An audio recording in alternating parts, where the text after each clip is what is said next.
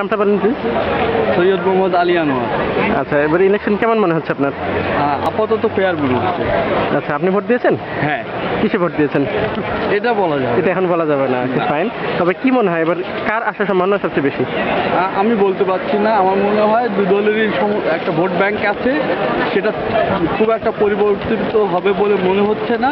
তবে যারা undecided vote, তারা কি করবে সেটা কোনো সাক্ষাৎকারে এ পর্যন্ত আমি দেখতে পারিনি তাদের স্পষ্ট মতামত। সে কারণে আমি বলতে পারছি না আসলে কার দিকে মত যাবে।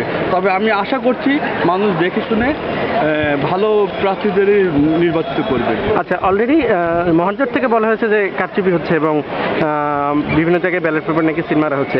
তো সেক্ষেত্রে আপনি ইলেকশন কতটুকু ফেয়ার হবে আপনি মনে করেন? এটা আমার মনে হয় খুব একটা বড় প্রভাব রাখবে না। এটা একটা বিচ্ছিন্ন ঘটনা, কারণ 300 ভোট কেন্দ্রে সব জায়গায় এইভাবে করা বোধহয় খুব একটা সম্ভব হবে না।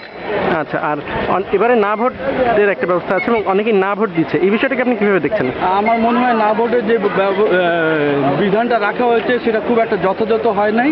কারণ না ভোট হওয়া উচিত ছিল হাইয়েস্ট অ্যামং দ্য পার্টিসিপেন্ট, কিন্তু যেহেতু এটা বলা হচ্ছে 51% করতে হবে, এটা এবার খুব একটা সম্ভব হবে না। এবং আমার মনে হয় না ভোটের জন্য একটা সিঙ্গেল পার্টিসিপেন্ট ভোট আবার ইলেকশন হবে। আচ্ছা, থ্যাংক ইউ। এবং আরেকটি ব্যাপার, যদি কোনো ভোট না ভোটের জন্য কোনো আসনে পুনর্নির্বাচন হয়, সেক্ষেত্রে যারা প্রতিদ্বন্দ্বিতা করছিলেন পূর্বে তাদেরকে আবার প্রতিনিধিত্ব করার সুযোগ দেওয়াটা সমীচীন হবে না, যেহেতু তাদেরকে অলরেডি মানুষ রিজেক্ট করেছে। আচ্ছা, 9th ন্যাশনাল ইলেকশন 2008, আপনি কি আর কিছু বলতে চান? না, ধন্যবাদ।